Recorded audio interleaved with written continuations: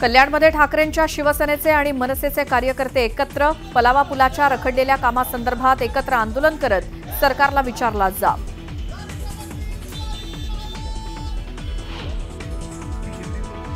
हिंदी ही मुंबईची बोलीभाषा बनली आहे। हिंदी भाषा म्हणजे आमची लाडकी बहीण।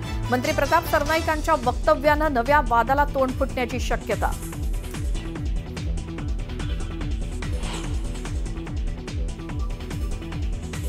ठाणे एलिव्हेटेड रोड आणि टनेल प्रोजेक्टला ब्रेक। सार्वजनिक हिताचं कारण देत सुप्रीम कोर्टाकडून दोन्ही प्रकल्पाचं कंत्राट रद्द।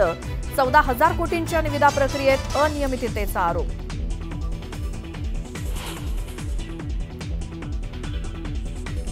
दोन्ही राष्ट्रवादी कधी एकत्र येणार का हे मला माहित नाही। राष्ट्रवादीच्या विलीनीकरणाच्या चर्चेवर शरद पवारांचं सूचक विधान।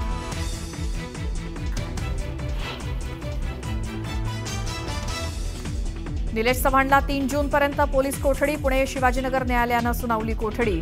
निलेशवर वैष्णवीच्या बाळाची हेळसांड केल्याचा आरोप।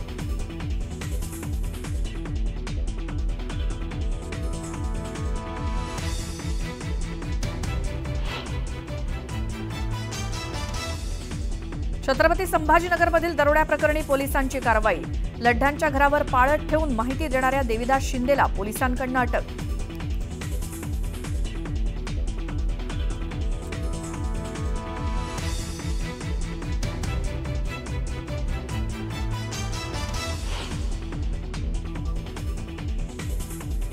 उन्हाळ्यातही तुळजाभवानी मंदिरातील गोमुख आणि तीर्थकुंडाचे झरे वाहण्यास सुरुवात।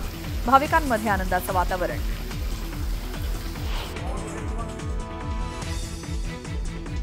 अमरावतीच्या कौंडण्यपुरातील माता रुक्मिणी मातेच्या पालखीचं दुपारी पंढरपूरकडे प्रस्थान।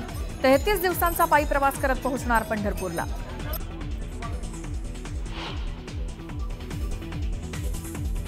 देशभरातील कोरोना रुग्णांची संख्या 2710 वर। केरळमध्ये सर्वाधिक 1147 रुग्णांची नोंद। केंद्रीय आरोग्य विभागाकडून आकडेवारी जाहीर।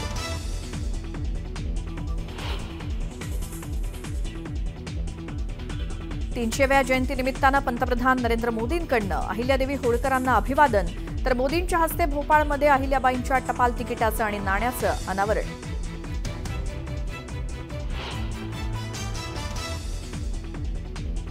चिपी विमानतळावरून 11 जूनपासून हैदराबाद बेंगळुरू विमान सेवा होणार सुरू। फ्लाय 91 कंपनीकडून बुकिंग सुविधा सुरू।